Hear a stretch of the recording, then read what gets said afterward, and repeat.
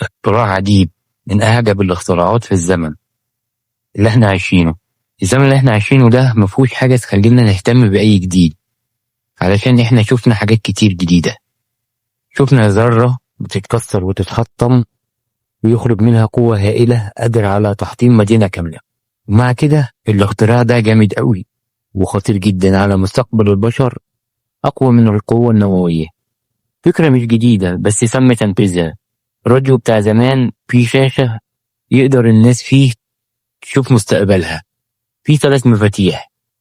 المفتاح الأولاني بعد سنة، والتاني هتشوف حياتك عاملة ازاي بعد 5 سنين، والتالت هتشوف دنيتك بعد 10 سنين. أقصى مدة للجهاز ممكن تشوف بيها مستقبلك 5، وهيقوموا بتطويره علشان تشوف أبعد من كده.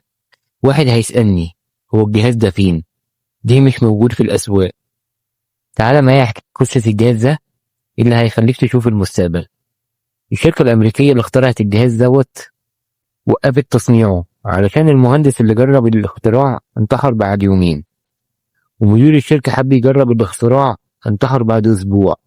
إيه الحكاية؟ أي واحد كان بيجرب الاختراع كان بينتحر بعد يوم أو يومين.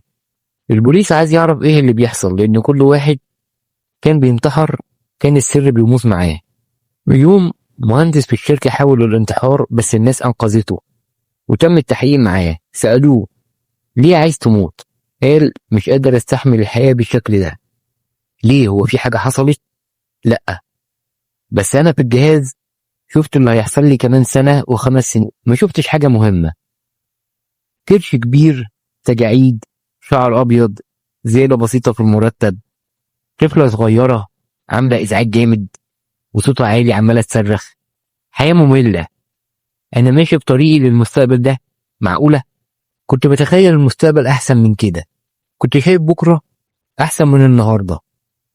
إيه معنى إن أنا أستنى؟ عنصر المفاجأة بقى مش موجود. ده مش يأس من الحياة، بل شعور تاني مش عارف أوصفهولك. لو أنت شفت فيلم في السينما وعارف نهاية الفيلم هتعمل إيه؟ أكيد هتسيب السينما وتخرج. ده بالظبط اللي أنا عملته. شفت الفيلم في الجهاز، حبيت أخرج من السينما. عرفت الرواية بكل تفاصيلها. إيه اللي هيخليني أقعد لغاية نهاية الفيلم؟ التحقيق ده أثبت إن الجهاز ده كارثة، علشان الحياة من غير مستقبل وغيب ما نعرفوش بتكون مستحيلة. الرواية بتكون مملة، ملهاش طعم، مش عايز تشوفها ولا تعيشها.